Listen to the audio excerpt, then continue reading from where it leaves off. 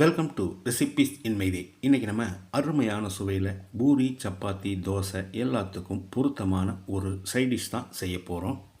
எல்லாருமே விரும்பி சாப்பிட்ற மாதிரி இதை எப்படி செய்கிறது, இதுக்கு தேவையான பொருட்கள் என்ன பார்க்கலாம் வாங்க. வாணலியில் 2 டேபிள் ஸ்பூன் எண்ணெய் ஊற்றிக்கலாம். 2 துண்டு பட்டை, 3 கிராம்பு, 1/2 டீஸ்பூன் கடுகு. கடுகு பொரிஞ்சிருச்சு. இதில் 1 டீஸ்பூன் உளுந்துப்பருப்பு, 1 டீஸ்பூன் கடலைப்பருப்பு, 1/2 டீஸ்பூன் சீரகம், 2 வரமிளகாயை கிள்ளி போட்டுக்கலாம், 1 பச்சை மிளகாய், 1 இன்ச் அளவுக்கு பொடியாக நறுக்கின இஞ்சி, கொஞ்சமாக கருவேப்பிலை, 1/2 டீஸ்பூன் பெருங்காயத்தூள். ஒரு 10 செகண்ட் பரட்டி விட்டுடலாம்.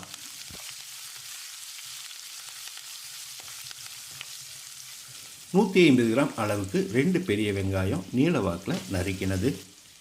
1 நிமிஷம் இதை நல்லா வதக்கிடலாம்.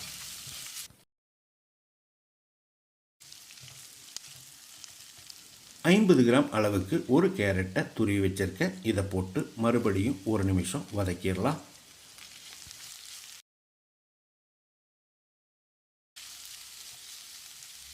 150 கிராம் அளவுக்கு 2 தக்காளியை பொடியாக நறுக்கி வச்சுருக்கேன். இதை போட்டுடலாம். இதோட 1/4 டீஸ்பூன் மஞ்சள் தூள், 1/2 டீஸ்பூன் உப்பு. தக்காளி நல்லா மசிகிற அளவுக்கு வதங்கட்டும்.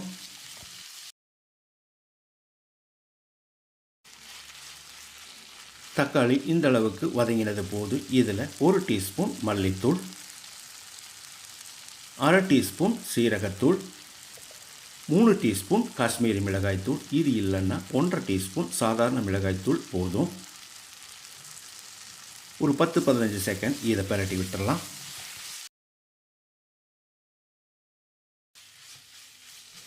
இப்போ நம்ம உருளைக்கிழங்கை சேர்த்துடலாம். 300 கிராம் உருளைக்கிழங்கை வேக வச்சு மசிச்சு வச்சுருக்கேன். நீங்கள் இன்னும் கூட கொஞ்சம் பொடியாக மசிச்சுக்கோங்க. இதில் ஒரு 1/2 டீஸ்பூன் சர்க்கரை. இது ஆப்ஷனல் தான், நீங்கள் விருப்பப்பட்டால் சேர்த்துக்கலாம், இல்லைன்னா விட்டுடலாம். ஒரு 30 செகண்ட் இதை பரட்டி விட்டுடலாம். இப்போ இதுக்கு தேவையான அளவு தண்ணி சேர்த்துக்கலாம். நான் 2 கப் அளவு தண்ணி சேர்க்கிறேன். இது சரியாக இருக்கும்.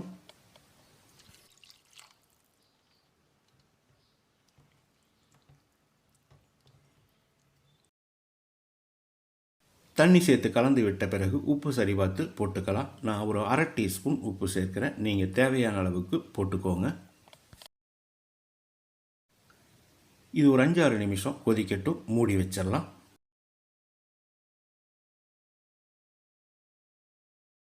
5 நிமிஷம் கொதிக்க விட்டுருந்தோம். இப்போ இதில் 1 டேபிள் ஸ்பூன் கடலை மாவை 1/2 கப் தண்ணியில் கரைச்சி வச்சுருக்கேன். இதை ஊற்றிடலாம். இதை ஊற்றும் போது கொஞ்சம் திக்காக வரும். ஒரு 2 நிமிஷம் இதை நல்லா கலந்து விடணும். வழக்கமாக நம்ம செய்கிற பூரிக்கிழங்கு மசாலாவை விட இந்த மசாலா கொஞ்சம் வித்தியாசமான சுவையில் இருக்கும். இப்போ ஸ்டவ் ஆஃப் பண்ணிவிட்டு பொடியாக நறுக்கின மல்லி இலையை தூவி கலந்து விட்டு இறக்கிடலாம்.